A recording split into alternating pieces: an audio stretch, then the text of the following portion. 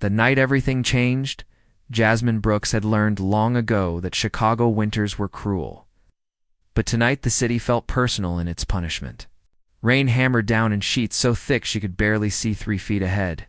Her delivery bag was soaked through, the Italian food inside probably ruined, and her ancient Honda scooter had died 2 blocks back.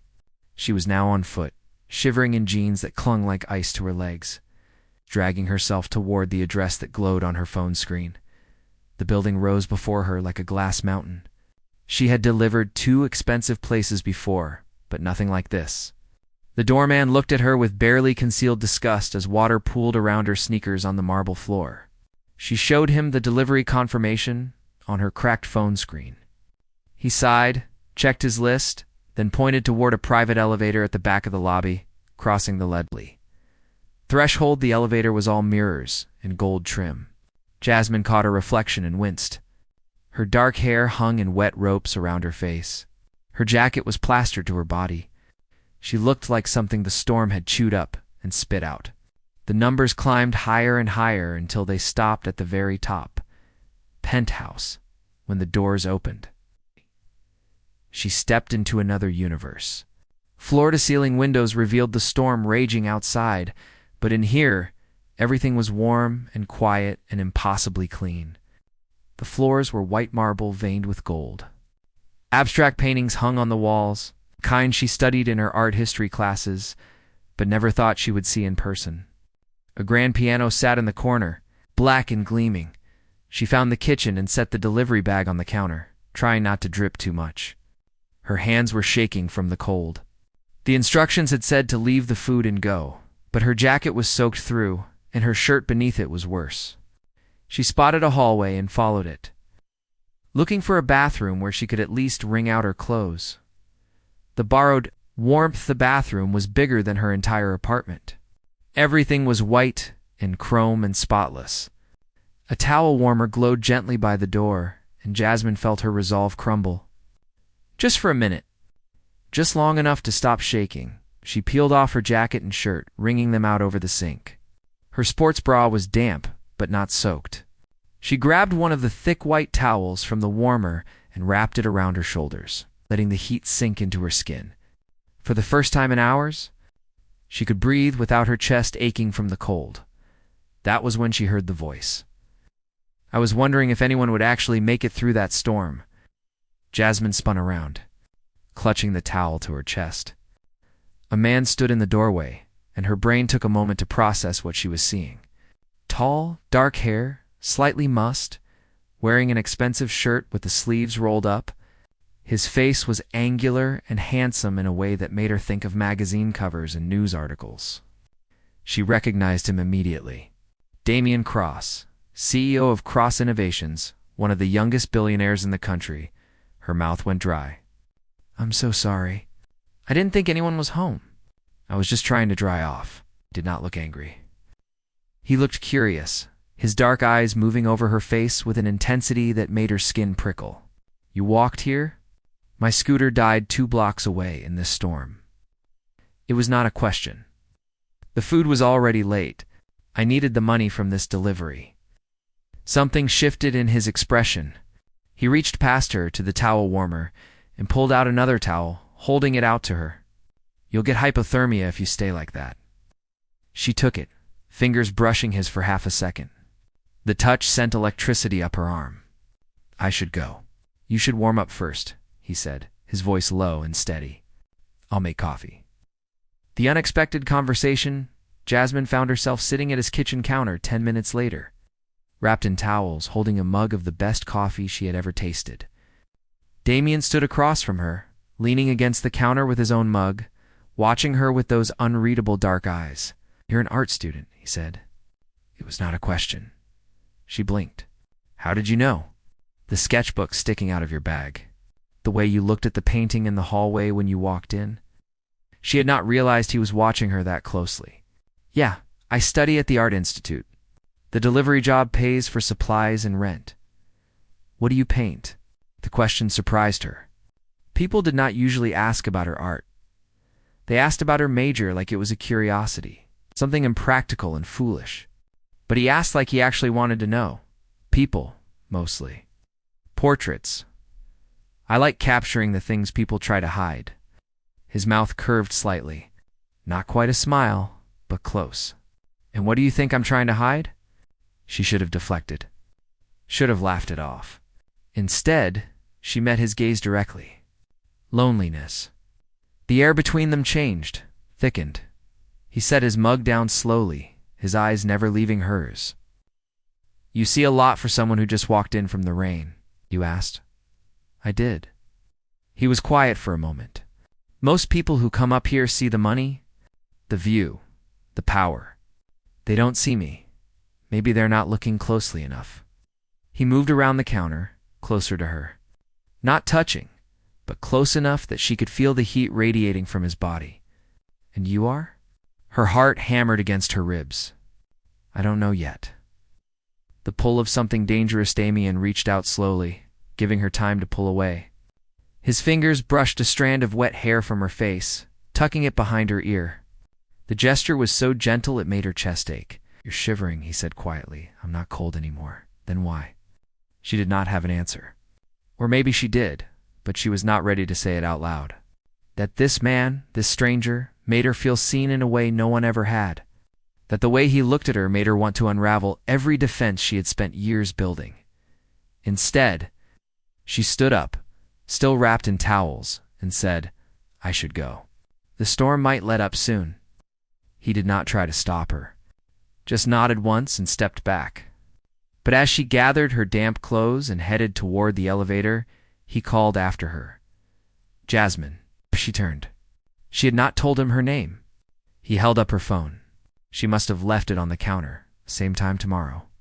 He asked, and there was something almost vulnerable in the way he said it. She should have said no. Should have recognized the danger of getting close to someone like him. But when she opened her mouth, what came out was maybe. His smile was slow and devastating. I'll take maybe. As the elevator doors closed, and she descended back into the storm. Jasmine realized with startling clarity that her life had just changed. She did not know how yet. Did not know if it would be beautiful or catastrophic. But standing in that penthouse, wrapped in a stranger's towel, she had felt something she thought she had lost forever. Hope. The pattern of returns. Jasmine told herself she would not go back. Told herself that the way Damien looked at her was just curiosity. That billionaires did not fall for delivery girls except in movies and bad romance novels. But when the next delivery request came through with the same address, her finger hovered over the accept button for only a second before she pressed it. This time she arrived dry. The storm had passed, leaving the city washed clean and glittering under streetlights. She rode the elevator up with her heart in her throat, wondering if he would even remember her. Wondering if that moment in his bathroom had been as significant to him as it had been to her. The elevator doors opened and he was there. Waiting. Still in work clothes, tie loosened, looking tired but alert. His eyes found hers immediately. You came back, he said. You ordered food, she replied, holding up the bag. Ordered a reason to see you again. His honesty caught her off guard. He took the bag from her hands and set it aside. Have you eaten? I'm working. That's not what I asked. Had not had time between classes and deliveries. Her stomach chose that moment to growl, betraying her. Damien's mouth curved into something close to a smile. Stay, he said, just for dinner. Then you can go. Peeling back layers, they ate Thai food straight from the containers. Sitting on his couch with the city spread out before them like a painting, Jasmine had expected awkwardness, but conversation flowed easily.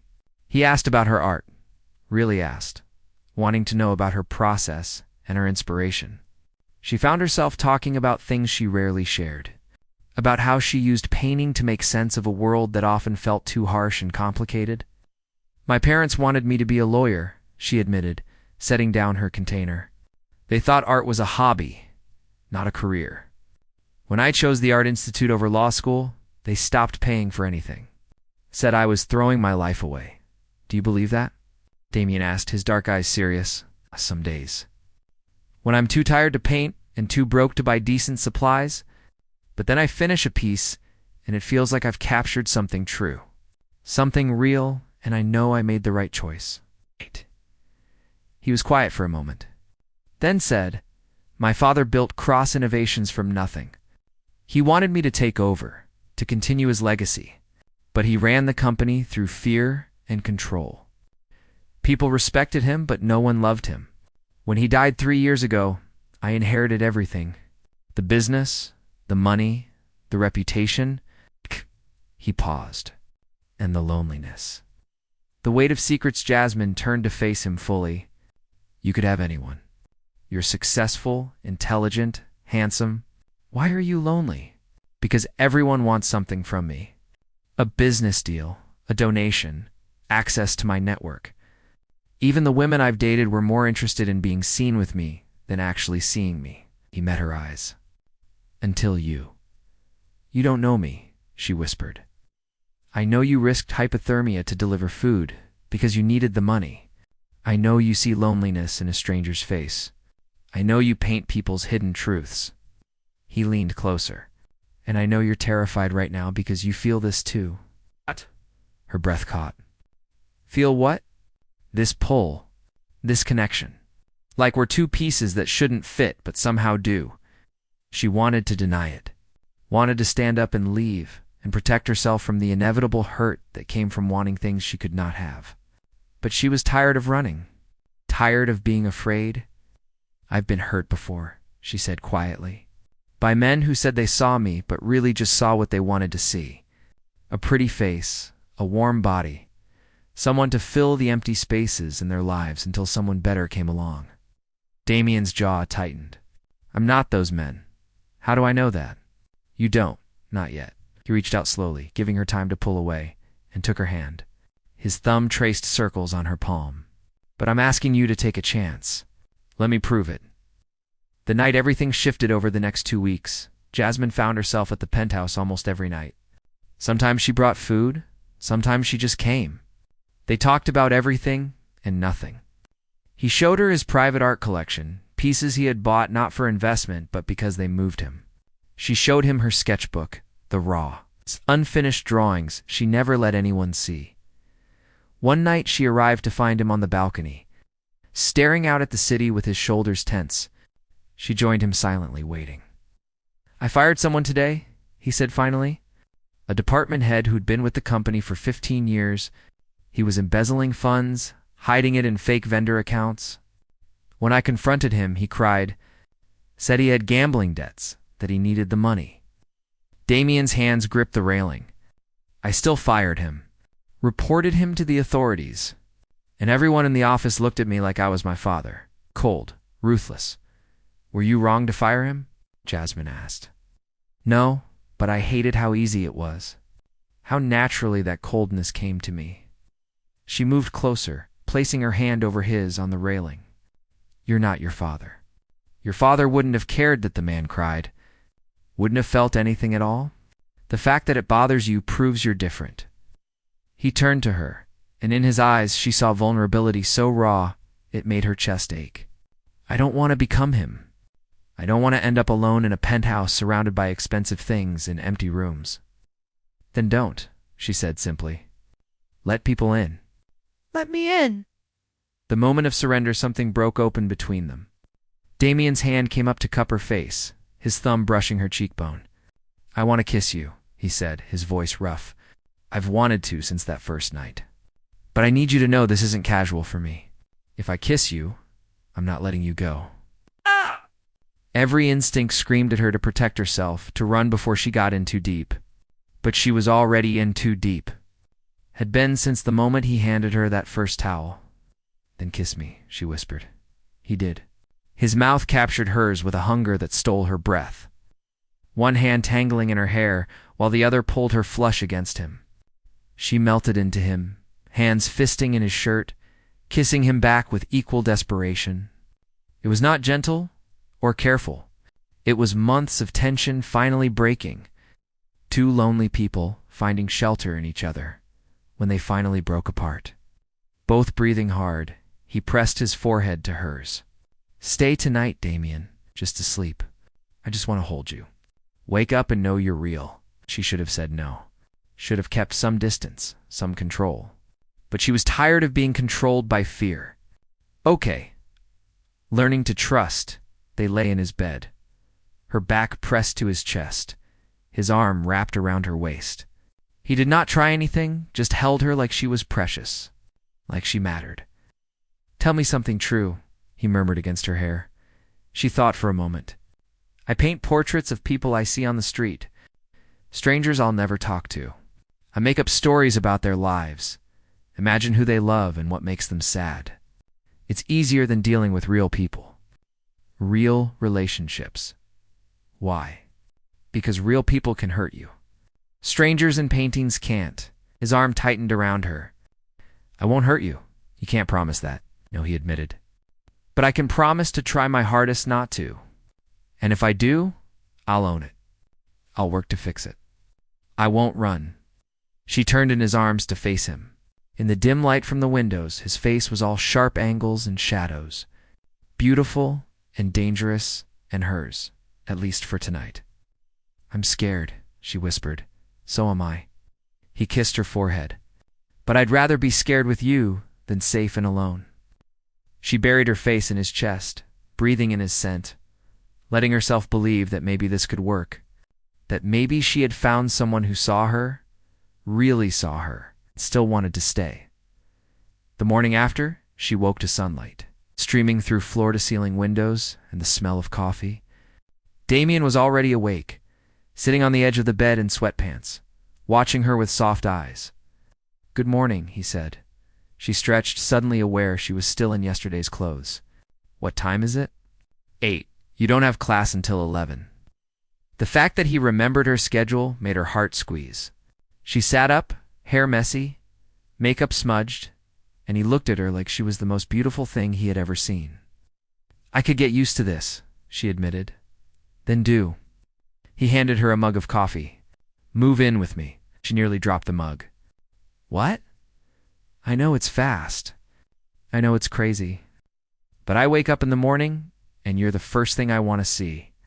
I come home at night, and this place feels empty without you. So move in. Bring your paints, and your sketchbooks, and your terrible taste in music. Fill this place with life. Damien, we've known each other for 3 weeks, and I've never been more certain of anything." He set his own mug aside and took her hands. "I'm not asking you to marry me. I'm asking you to take a chance. Stay here. Paint. Go to your classes. Let me support your dreams while you figure out if this is real." The leap of faith. Jasmine looked at him, at the hope and vulnerability in his eyes, and felt something crack open in her chest. She had spent so long protecting herself, keeping everyone at arm's length, that she had forgotten what it felt like to be wanted. Not for what she could give, but for who she was. "Okay," she said. His eyes widened. "Okay, yes, I'll move in.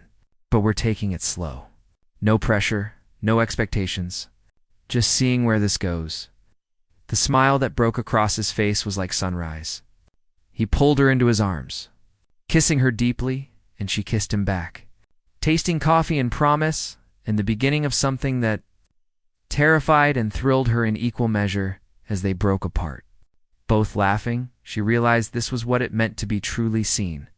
Not just the pretty surface, but the scared, scarred, messy truth underneath. And he was still here, still holding her, still choosing her.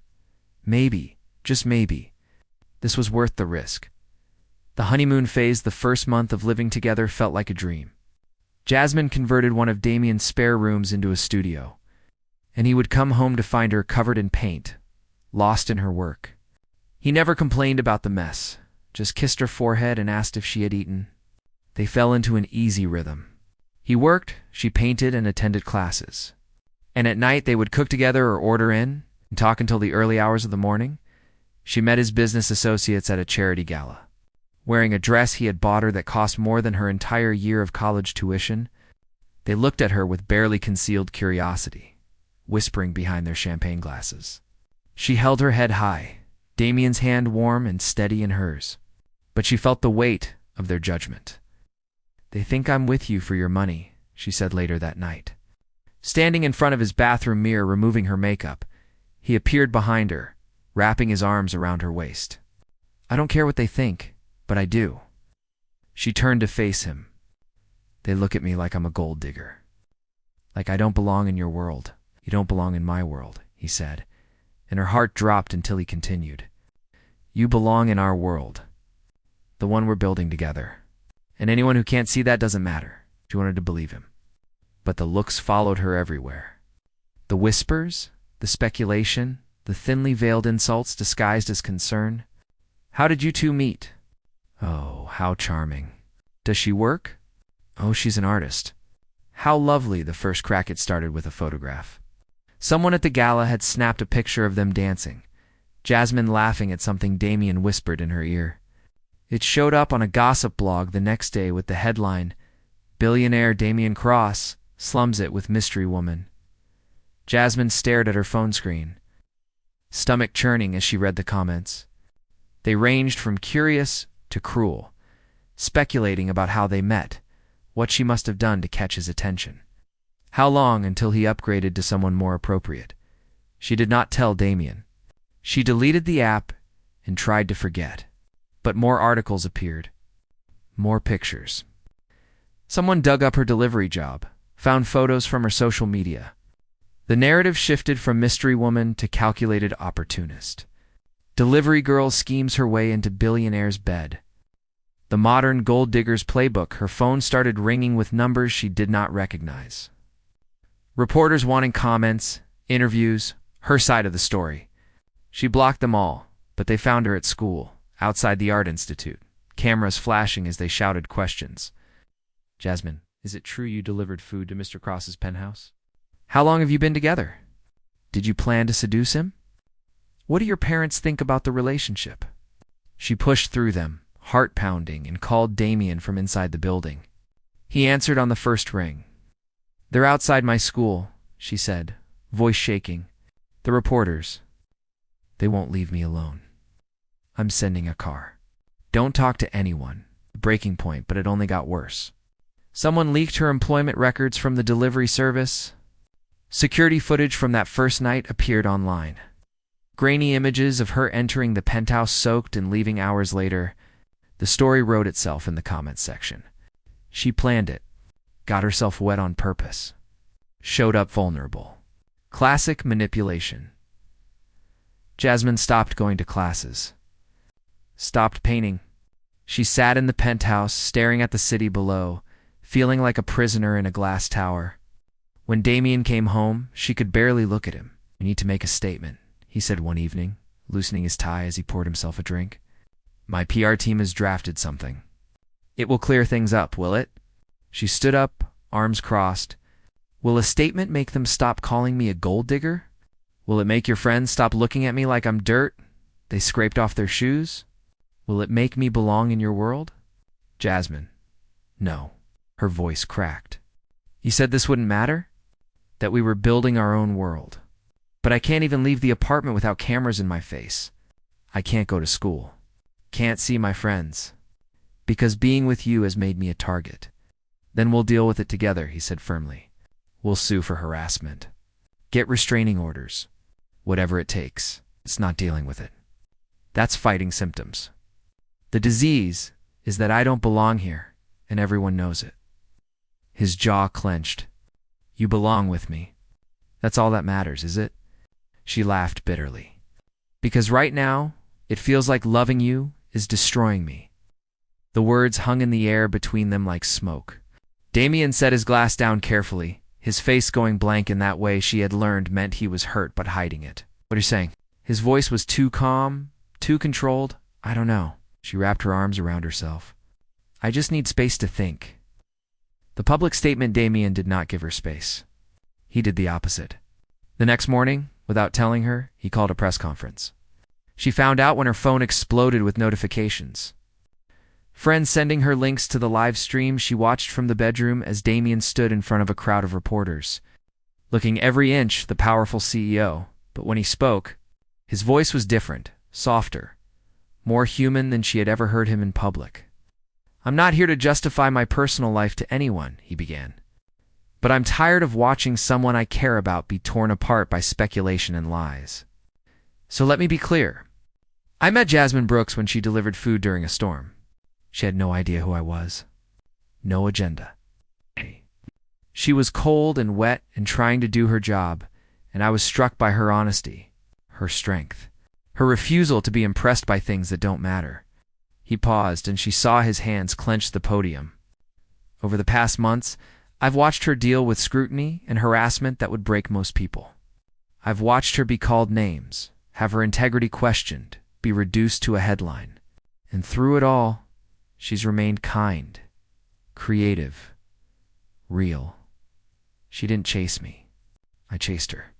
And I will continue to chase anyone who tries to hurt her. The room erupted with questions, but he held up a hand. I'm done answering to people who think money and status matter more than character. Jasmine Brooks is an artist, a student, and the most genuine person I've ever met. If you can't see that, the problem isn't her. It's you. He walked off the stage, ignoring the shouted questions. And she heard the penthouse door open moments later. The choice she met him in the hallway, tears streaming down her face. You didn't have to do that. Yes, I did. He looked exhausted but determined. I won't let them make you feel small. I won't let them take this from us. But what if it's not enough? She wiped at her tears. What if the noise never stops? What if I can never just be Jasmine instead of the girl who dated you? Then we'll be loud enough to drown it out. He stepped closer, cupping her face in his hands. I love you. I should have said it sooner, should have shouted it from every rooftop. I love your paint-stained hands and your terrible jokes and the way you see beauty in broken things. I love that you're scared but brave anyway. I love you, Jasmine.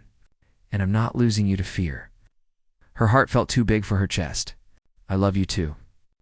That's what makes this so hard. I don't want to be the thing that ruins you. You can never ruin me. You saved me from becoming the cold, empty man I was turning into. He pressed his forehead to hers. So don't leave. Stay and fight with me. Show the world that we're real. That love doesn't care about bank accounts or social status or what people think. She closed her eyes, feeling the weight of his words, the truth of them. She had been so focused on the noise outside that she had forgotten what mattered. This man, this love, this life they were building together. Okay, she whispered. Okay. She pulled back to look at him, really look at him, and smiled through her tears. I'm staying. Not because you asked, but because I choose to. Because you're worth fighting for. The new beginning, the press coverage did not stop immediately. But something shifted. Damien's statement went viral, not just in gossip circles, but everywhere. People started defending Jasmine online, calling out the double standards and the cruelty. Her art school professors reached out, offering support. Galleries that had ignored her work suddenly wanted to see her portfolio. She returned to classes, head held high. When reporters approached, she smiled politely and said nothing, just like Damien's lawyer had advised. When people whispered, she painted. She poured all her fear and anger and love into her work, creating a series of portraits that captured the tension between public perception and private truth. 3 months later, a small gallery in the downtown area offered her a show. Opening night, she stood surrounded by her paintings, nervous and excited. Damien arrived wearing a suit but no tie, looking proud and slightly possessive as he wrapped an arm around her waist.